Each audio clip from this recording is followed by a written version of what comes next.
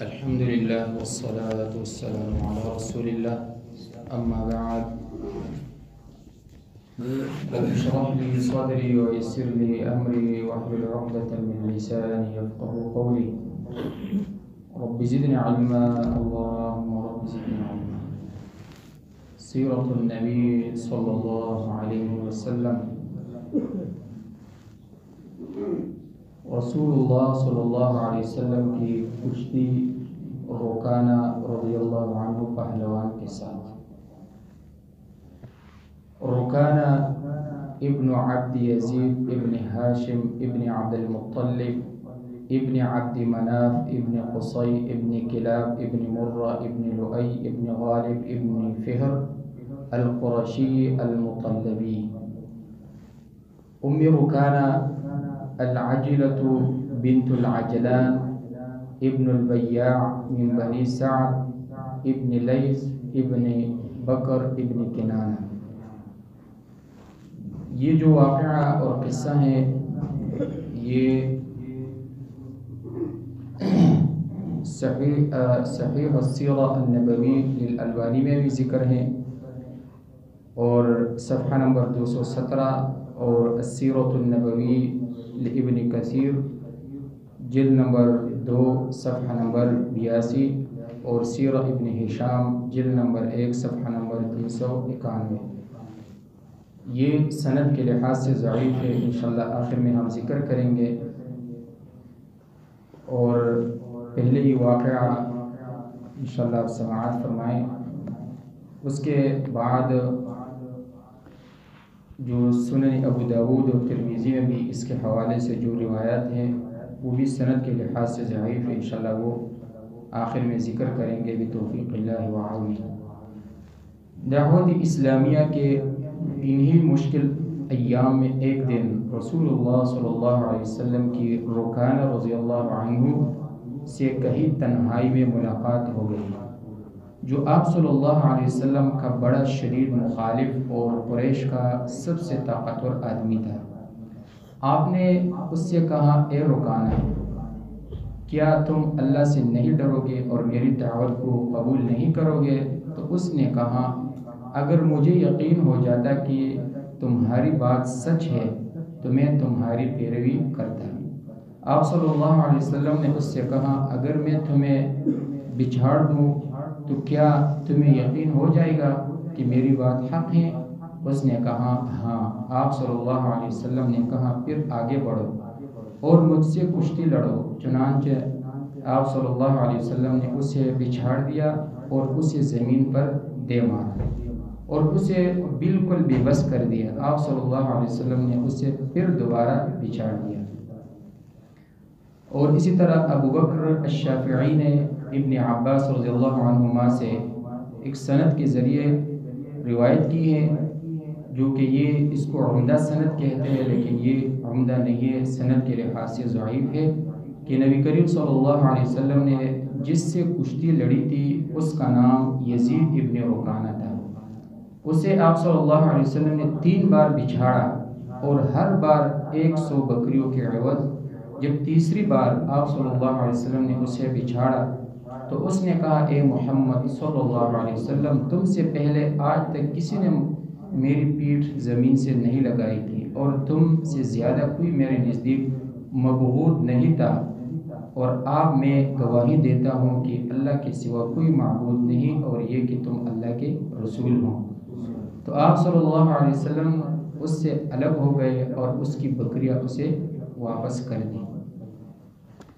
یہ روایت ابن اسحاق ابن یسار رحمہ اللہ نے یہ السیرۃ النبویہ ابن کثیر میں ذکر کیا ہے، لیکن خود امام ابن کثیر رحمہ اللہ اس واقعے کے بعد فرماتے ہیں کہ هكذا روى ابن اسحاق هذه القصة مرسلة بهذا البيان.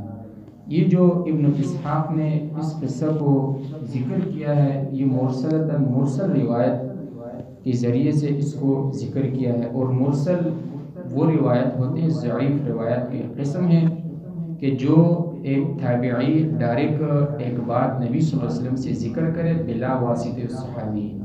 تو تو اس لیے انہوں نے خود ہی کہا ابن کثیر رحمہ اللہ نے. اور یہ جو قصہ ہے یہ سنن ترمذی میں 1784 اور اسی طرح سنن ابو داود میں 4078 پر بھی ذکر ہے. وہ یہ ہے کہ ابو جعفر ابن محمد ابن علی ابن رکانہ رضی اللہ عنہ اپنے والد سے روایت کرتے ہیں کہ رکانہ رضی اللہ عنہ نے نبی کریم صلی اللہ علیہ وسلم سے کشتی کی تھی. تو نبی کریم صلی اللہ علیہ وسلم نے اس کو بچھاڑ دیا تھا، یعنی گرا دیا تھا. یہ سنن ترمذی ابو داود میں اور اسی طرح المعجم الکبیر للطبرانی میں 4614، المستدرک حاکم میں 5903، التاریخ الکبیر للبخاری 1146، الاداب للبیہقی 515، شعب الایمان للبیہقی 5847. امام ترمذی رحمہ اللہ نے اس روایت کے بعد خود فرمایا هذا حدیث غریب، یہ غریب روایت ہے، واسنادہ لیس بالقائم، اور اس کے جو سند ہے وہ کڑی ہونے والی نہیں ہے، یعنی اعتماد والی روایت نہیں ہے کہ اس پہ ہم اعتماد کریں. ولا نعرف ابا الحسن العسقلانی، ابا الحسن العسقلانی ہم جانتے نہیں ہیں، مجہول راوی ہے. ولا ابن رکانہ، اور نہ ہم ابو جعفر جو رکانہ کی بیٹے ہیں اس کو بھی ہم نہیں جانتے، یعنی مجہول ہیں.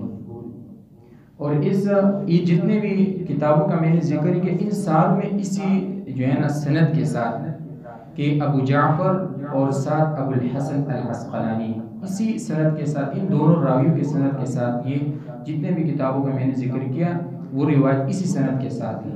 اور ان دونوں راویوں کے بارے میں امام ابن حجر رحمہ اللہ نے فرمایا ابو الحسن العسقلانی میں یہ تقریب التہذیب 8048 میں ذکر کیا کہ مجہول ہے، یہ راوی مجہول ہے. اور اسی طرح ابو جعفر کے بارے میں بھی ذکر کیا ہے 8016 میں تقریب التہذیب کہ یہ راوی ضعیف ہے. اور اس کی جو سند ہے ان روایات کی یہ ہے کہ عن ابی الحسن العسقلانی عن ابی جعفر ابن محمد ابن رکانہ، اس سند کے ساتھ ان جتنے بھی کتابوں کا ذکر ہے نا اسی سند کے ساتھ ہے. اور ان میں یہ جو دو راوی ہیں اس کے بارے میں امام ابن حجر رحمہ اللہ نے فرمایا کہ یہ مجہول ہے. اور مجہول کے پھر دو قسمیں ہوتے ہیں، ایک ہے مجہول العین، دوسرے مجہول الحال. مجہول العین وہ ہوتے ہیں جس کے بالکل حال کا ہی پتہ ہی نہ ہو، حال پردے میں ہو. اور مجہول العین جو ہے اور مجہول الحال وہ ہے کہ جس کا حال پر، مجہول العین جس کا نام تک بھی پتہ نہ ہو، بالکل اس کا ہی پتہ نہیں ہے کہ یہ کون سا راوی. اور مجہول الحال وہ ہے جس کا حالات کا پتہ نہ ہو کہ یہ ثقہ ہے غیر ثقہ ہے. تو المقصود یہ ہے کہ ان دونوں روایتوں کی وجہ سے یہ جو ہے نا یہ دونوں راویوں کی ضعف کی وجہ سے یہ روایت ضعیف ہے. اور اسی طرح الاصابہ فی تمیز الصحابہ لابن حجر رحمہ اللہ جلد نمبر 2 صفحہ نمبر 413 ہے، وہ فرماتے ہیں کہ قال ابن حبان فی اسنادی خبری فی المصارع النظر، کہ یعنی جو یہ واقعہ ذکر کیا ہے جو کشتی کے واقعہ رکانہ رضی اللہ عنہ کے ساتھ نبی کریم صلی اللہ علیہ وسلم کی، اس کے سند میں یہ نظر ہے، یعنی یہ مشکوک جو ہے نا یہ روایت ہے. اور یہ یعنی جب کوئی راوی اور یہ کوئی محدث یہ کہ اس میں نظر ہے یعنی اس میں شک ہوتے ہیں کہ کیا یہ روایت یہ قصہ ثابت ہے کہ نہیں ہے. تو اس لیے اور آگے پھر ابن حجر رحمہ اللہ فرمائے کہ یشیر الی الحدیث الذی اخرجہ ابو داود والترمذی، کہ یہ اس حدیث کی طرف اشارہ کرتے ہیں جو یہ واقعہ ہے جو ابو داود اور ترمذی میں ہے. اور ابو داود اور ترمذی میں جو روایت ہے جو راوی میں نے ذکر کیا وہ دونوں مجہول راوی ہیں، اس کی وجہ سے یہ روایت ضعیف ہے. رب العالمین سے دعا ہے کہ صحیح معنی سمجھنے اور اس پر عمل کرنے کی توفیق عطا فرمائے. اور ایک اور بات یہ کہ یہ ضعیف جو واقعات ہیں اس کے بیان کرنے کیا فائدہ ہے، یہ بھی ایک سوال پیدا ہوتا ہے. اصل جو اسلام ہے نا وہ صحیح کا نام ہے، صحیح چیزوں کا بیانات، حادثات، واقعات کو بیان کرنے کا نام ہی اسلام ہے. دوسری بات یہ کہ ضعیف اور صحیح کا پہچان ہو جائے کہ یہ واقعہ ثابت ہے یا ثابت نہیں ہے. اور یہ ہمارے یہ بہت ضروری مسئلہ ہے. جس طرح حدیث میں ہم یہ کوشش کرتے ہیں کہ یہ حدیث ضعیف ہے اور یہ حدیث صحیح ہے، تو اسی طرح جو صحابہ کرام کے واقعات ہیں، سیرت کے جو واقعات ہیں، اس کو ضعیف اور صحیح کا پہچان یہ دین کا ایک حصہ ہے، یہ بہت ضروری ہے. اس طرح تو انجیل اور تورات اور اس طرح ان کتابوں میں بھی کافی واقعات ہیں جو سند کے ساتھ ثابت ہیں، تو کیا ہم وہ بھی بیان کریں گے؟ کبھی بھی بیان نہیں کریں گے. تو اس لیے ان واقعات جو ثابت نہیں سند کے ساتھ، اس کو بیان کرنے چاہیے تاکہ لوگوں کو پتہ چل جائے کہ آگے وہ کسی کو بیان کرتے ہیں تو اس کو پتہ ہو کہ یار یہ واقعہ ثابت نہیں ہے، تو اس لیے جو ہے اس کو بیان نہ کرے.